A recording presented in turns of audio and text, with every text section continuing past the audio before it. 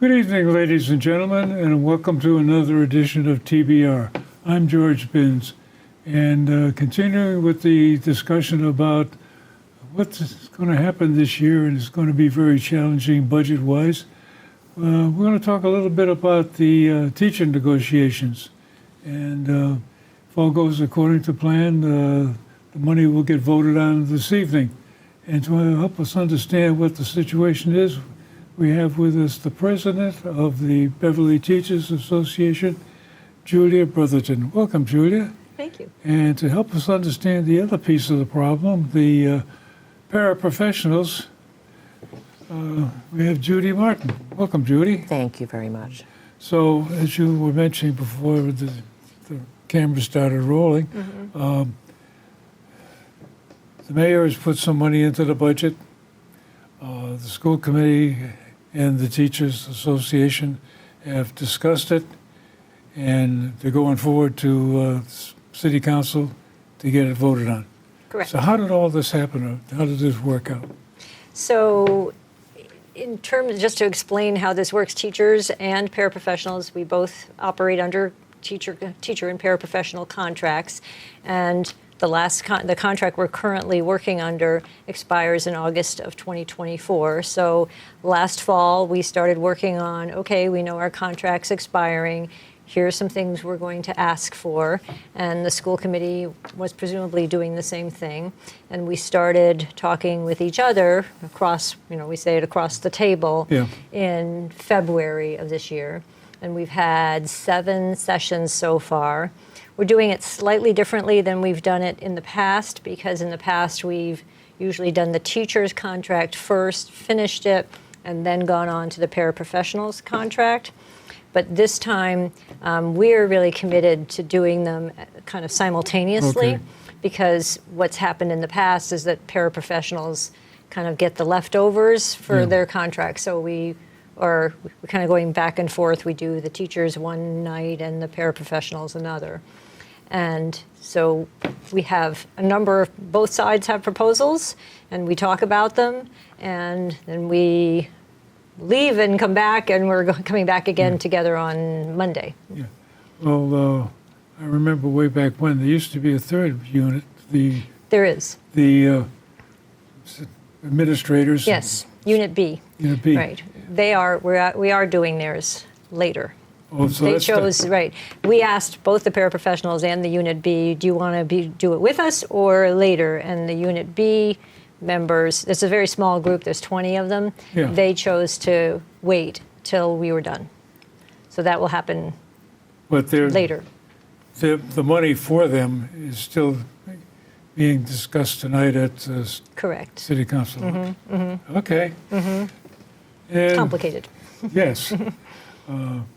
Judy, what's a paraprofessional? Paraprofessional is an educational support professional. So we work in the schools and we support the curriculum and the students and the teacher in the classroom that we are assigned to. So my particular job, I work at the preschool, and the preschool is a special education preschool.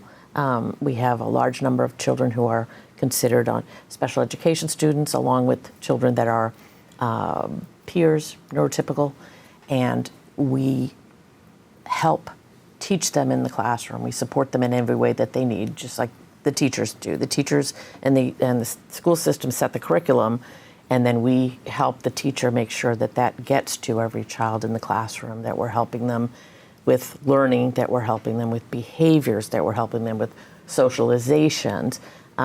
Again, speaking strictly for the preschool at this point, but in most classrooms where paraprofessionals are, we are the ones supporting the kids who might need a little more support, who might be a little more at risk in a classroom for learning and need that little bit of extra support. We're honestly another teacher in the classroom, but they set curriculum. We help them administer the curriculum and teach the curriculum.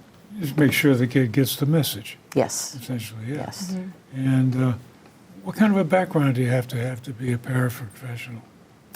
I'm not sure on the job description what it states. It used to be a bachelor's degree. I know my own background. I worked in the private sector for years. I've only been a paraprofessional in the Beverly school system for, this is my 8th year. So I come from a different background, but there's a lot of on-the-job learning associated with it. And honestly, you just need to love kids. Yeah. Oh, yeah.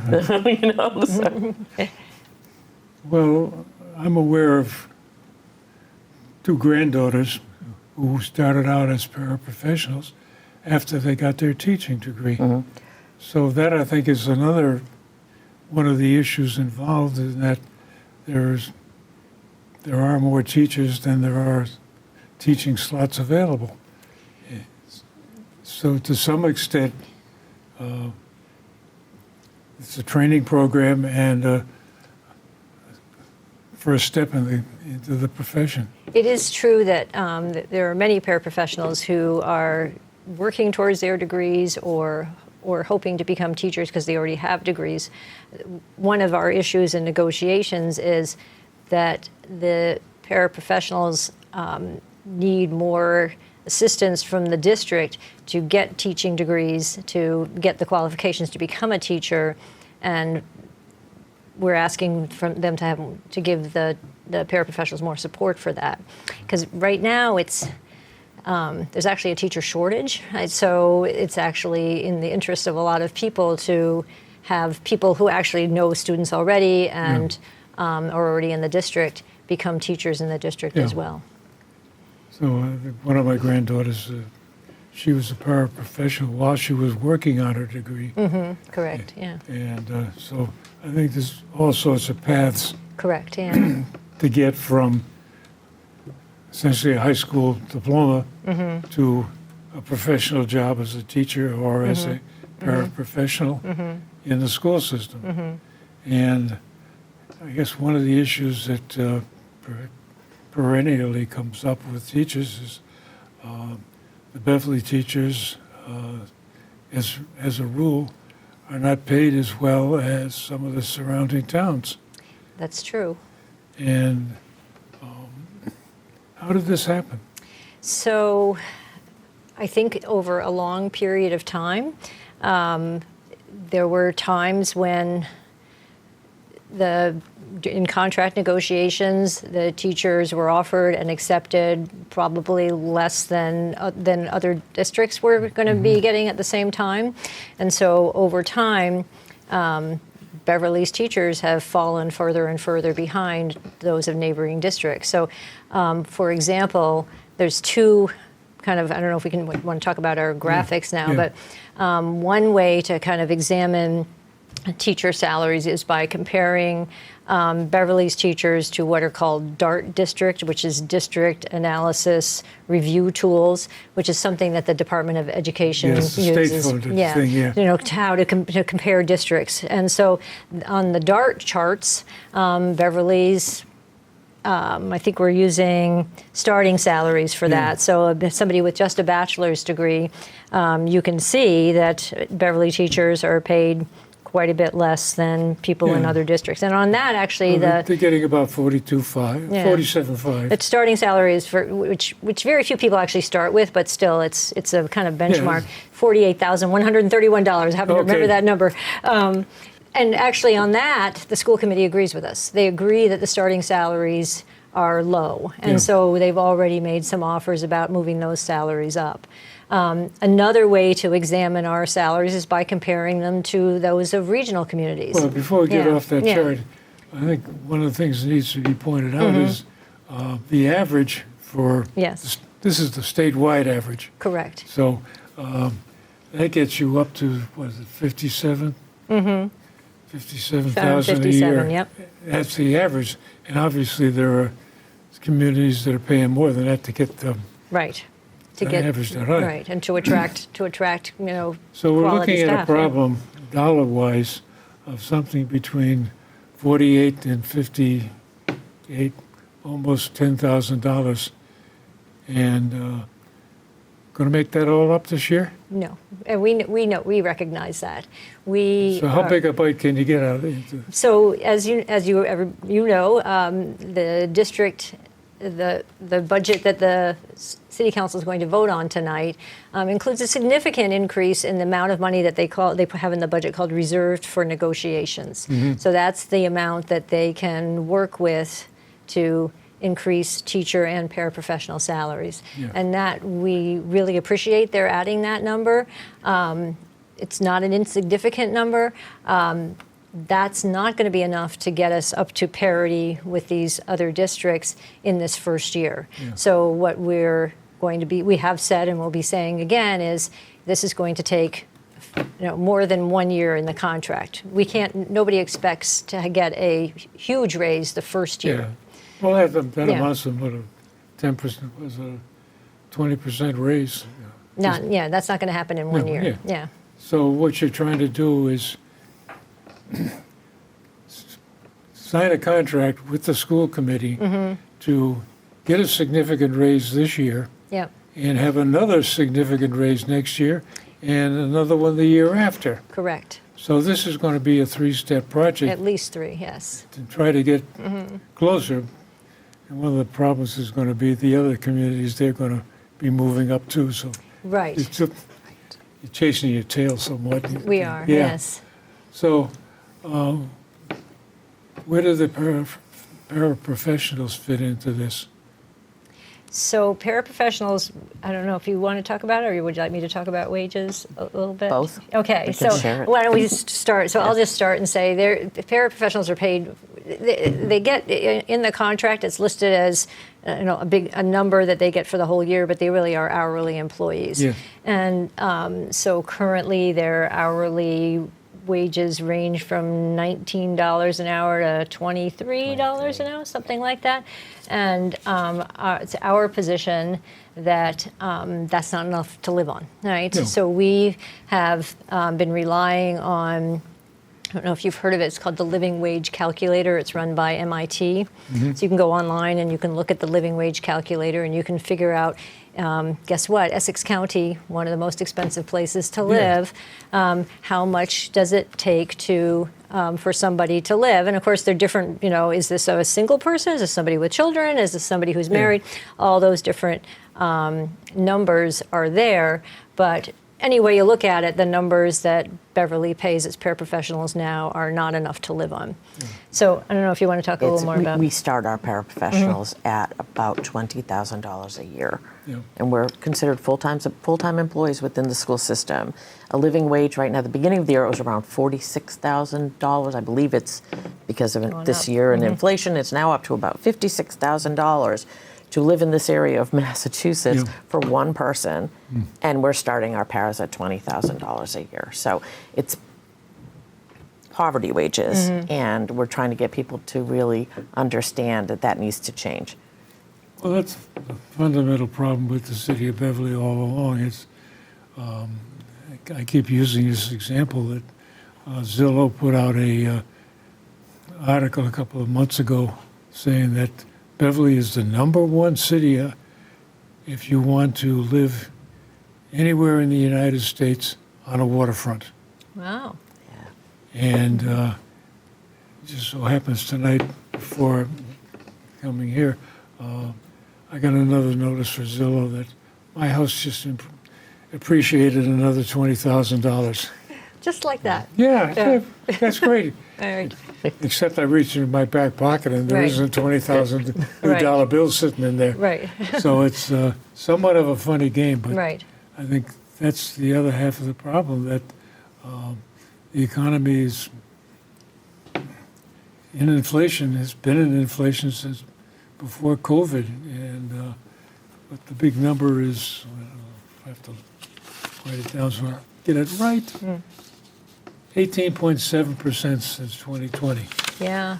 So when you start to talk about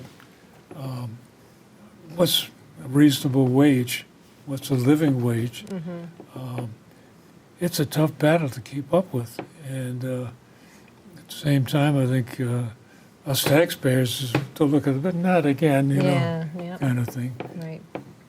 So It's hard, and if you look at, the district has sent out some information trying to keep parents informed about all our negotiations. So they actually sent a grid out to parents to compare what Beverly pays its paraprofessionals to some of our surrounding communities. And I had spoken to Julie about this. When I saw that, honestly, I was very taken aback because it goes back to something we've all said and used and heard as children and adults. Like if someone so jumped off a bridge, would you jump off the bridge with them? Yeah. And no, of course not. That's not the right thing to do. Well, because we align with some of our neighboring districts and how we pay paraprofessionals and they're paying poverty wages, does that make it right for us to do the same thing, for Beverly to do the same thing? And you hope the answer would be absolutely not.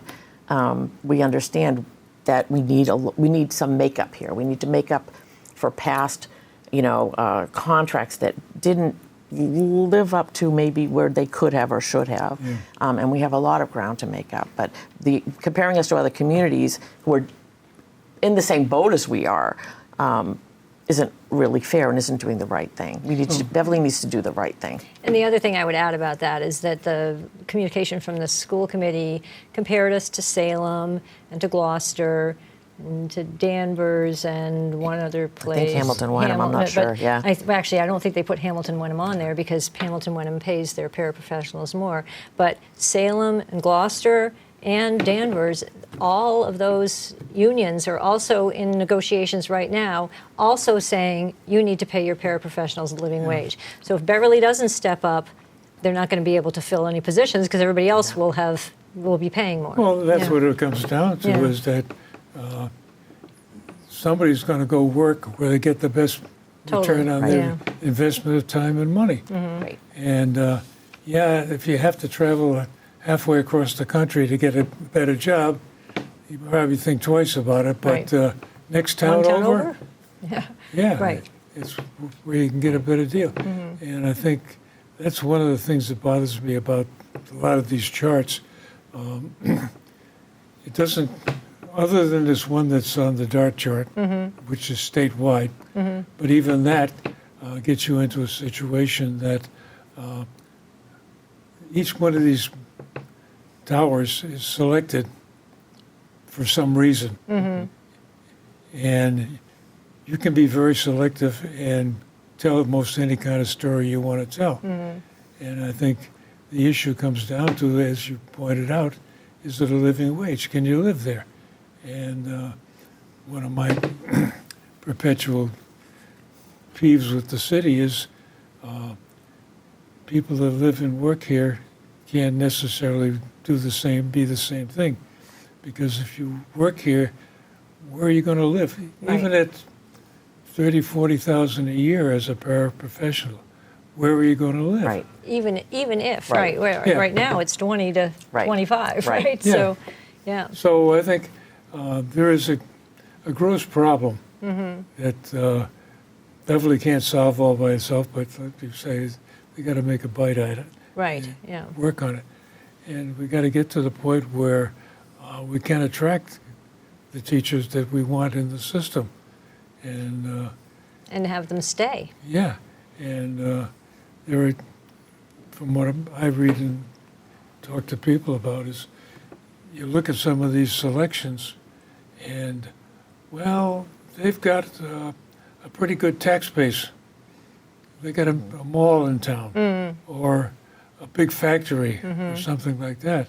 So to some extent, in order to improve the situation relative to teacher salaries, and we're going to have the same discussion, I guess, with the rest of the unions in town, that they're all in the same boat, that can you afford to live here on the salary that the city is paying? Right. Even if you have two breadwinners in the house, it gets to be a challenge. And it's a bigger problem than just, I think, one negotiation. It's got to be a attitude change. Yeah. Certainly housing, as we all know, is a big problem. But Yeah. again, teachers want to be able to live in or near the community that they work in. Yeah. So, as do paraprofessionals. Right. So I guess that gets to be down to one of the issues of how far are you willing to travel to Right. get a Right. decent salary or whatever that is. and those jobs become very, very competitive because everybody can't have the number one paying job. Right. Kind of thing. So we got to do some more about it. Right. Now, one of the other things we mentioned earlier that I'm aware that, at least in my two granddaughters' perspective, students graduating from college with a teaching degree, technically they can take over a classroom. But from your perspective, especially looking at the kinds of problems that you're working with day by day, is a teacher right out of teacher school really prepared to handle a class? Do we really need to have paraprofessionals? So paraprofessionals, I think, they're, as Judy pointed out, most of them are kind of dedicated towards helping students with special needs. Yeah. And Beverly has a significant special needs population. So that's a teacher really, in order to provide a student that has a class that has students with special needs and other students as well, they really are going to need that assistance to make sure that every student is getting what Yeah. they need. Well, that raises the question, should we really have special needs kids in the classroom? Well, we have no choice. These are people also, and Well, we have an obligation to teach everyone. All students have a right to a free and appropriate public education, and I'm certainly committed to educating all students. Yeah, absolutely. Yeah. Being a little longer in the tooth than either one of you. I can remember when I went to elementary school, we had kindergarten, part of the system, and we had an ungraded room. Yeah, right. And so there is a situation where you have a special class for the students that have special needs. And So should we be thinking of? They do exist for the population that needs that kind of setting. But the goal is to try to have kids who can learn in a different environment with neurotypical kids be in a classroom where they have they're able, I don't know, it's better for them in life to be able to progress in a classroom where they have people they can look at and mimic or copy or be friends with who aren't necessarily in the special education world. Some kids are only getting services the first few years they're in school, and then because they got the supports they needed, they no longer need them when they're in 8th, 9th, 10th grade. Yeah. Right. Some kids age out of needing the extra supports. We have a lot of our paras work in the younger classrooms, like in the preschool. We have paras in every single classroom. I personally believe and love the integrated programs that we have in Beverly, and it's a goal to have as many integrated classrooms as possible. We refer to as inclusion, right? So Sorry. students should feel included and not excluded, which is Yeah. kind of what you were describing. Well, that's the other all half of the students problem matter, is right? sooner or later, they all graduate from something. And just And because then- you learn differently, then you're into yeah. the big society, and there's no special needs group in the big society. Right, anymore. everyone's the same. Everyone gets the same, so they got to, as the point you're making is, everybody has to get used to the idea that not everybody's the same. Yeah. And I think I mentioned before the show that I followed this one teacher from Chicago, and there's also a lot of people responding to, how did you treat the bully? And it's one of the facts of life or facts of school system that some people are more aggressive than others. And that's part of life. How do you deal with that people? So I think the point you're making is the valid one, that they really need to get included in the system, be part of it.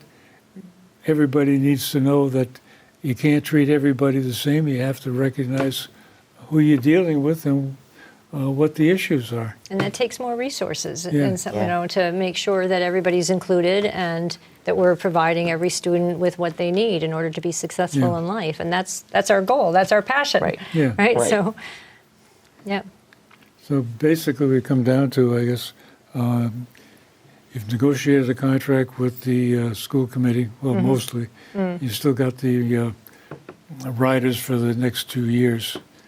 Right. It would just be a X number of years contract, and it will say when we have every hope that and anticipation that we'll eventually come to some agreement. It'll say this is how much is going to the salaries will increase in year one. You know, paraprofessionals wages will increase in year one, and then it will say here's year two, here's year three, and so Yeah. on. Well, normally right now, from year to year, teachers get an increase in salary. So what you're saying is the increase is going to be larger than historical? That's our goal. Yeah, That's definitely our goal. yeah. Think it's going to happen? Yes. Okay. I think we were doing things differently this time.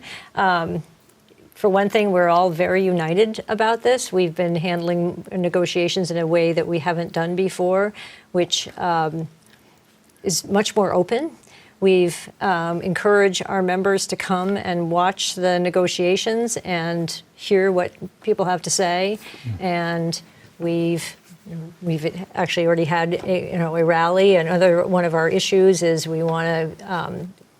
We don't want to spend too long talking about it, but we think that new parents who are often, or young women who are often, or young women and men who are new parents, need to have more time to spend with their young children. Yeah, People are paid leave. paid leave. We had a rally about that, and so we have a lot more Does that get in? investment. It hasn't happened yet. Hasn't happened yet. We're hopeful, right? Still working on it. Okay. Yes. Mhm.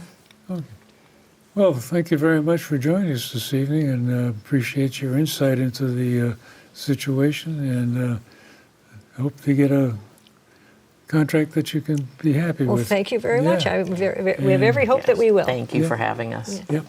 And ladies and gentlemen, thank you very much for watching us this evening.